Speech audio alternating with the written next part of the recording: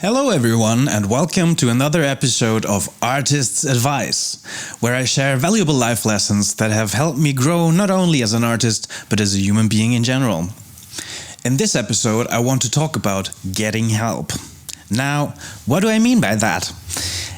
Anything really, from asking for directions, for feedback or advice, to getting a mentor or a therapist even. Somehow, we have come to believe that needing help and being vulnerable are bad things and signs of weakness. That true champions are fearless and solitary, that they do everything by themselves and never need nor ask for any help, which, of course, is total bullshit.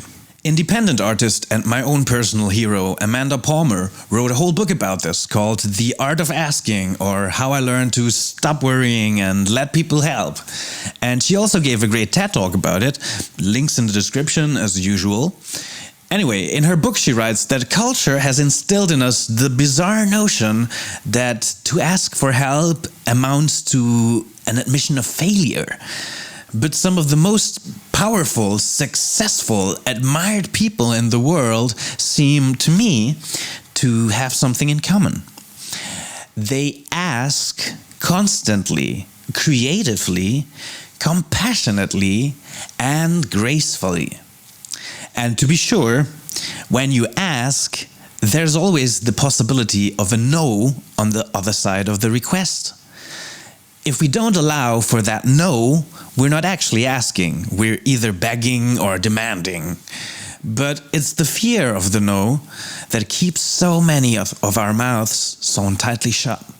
She also writes many more amazing things, but this one probably says it all. Those who can ask without shame are viewing themselves in collaboration with, rather than in competition with, the world. And this is precisely the point, my fellow human beings. The give and take, as Adam Grant would say, collaborate, don't compete with each other. You don't need to prove anything to anyone, and you absolutely should not be comparing to and judging other people. Only compare yourself to your former self, the person you were yesterday, and try to be better. Ask for help when you need it, and help others when they ask for it. We are all just here to live, to love, and to learn.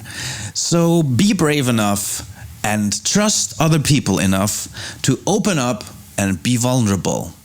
Now, I know, believe me, I know that some people are neither worth your time nor trust because they abuse it.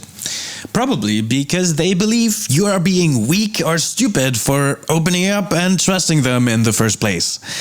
And it is the annoying irony of this self-righteous thought trap that by following those archaic notions of human nature, people keep themselves in the delusion that they're strong by building walls and actually being afraid of and isolated from the world, while it takes a lot more strength and courage to tear down those walls and to be vulnerable, to open up and to trust people. But don't let that discourage you, because although it may sometimes feel like it, not everybody is an egomaniac idiot. There are more good people out there than you might think. And as Amanda put it so beautifully, when you openly, radically trust people, they not only take care of you, they become your allies, your family. Sometimes people will prove themselves untrustworthy. When that happens, the correct response is not, "Fuck, I knew it, I couldn't trust anybody." The correct response is, "Some people just suck." Moving right along. Okay, I feel like rambling on, but I also want to keep this video short, so I'll stop here. Leave a comment below if you have any questions, or if you just like to see me doing more videos of me reading more Amanda Palmer goodness. Also, you can easily support me, if you want, by liking this video, and if you haven't already, hitting that subscribe button and the bell icon right next to it. I think I hit my microphone. I'm sorry, microphone. Yes, that's it. Thank you all for watching. Have a fabulous day or night, where and whenever you are. And remember, it's okay to ask for help.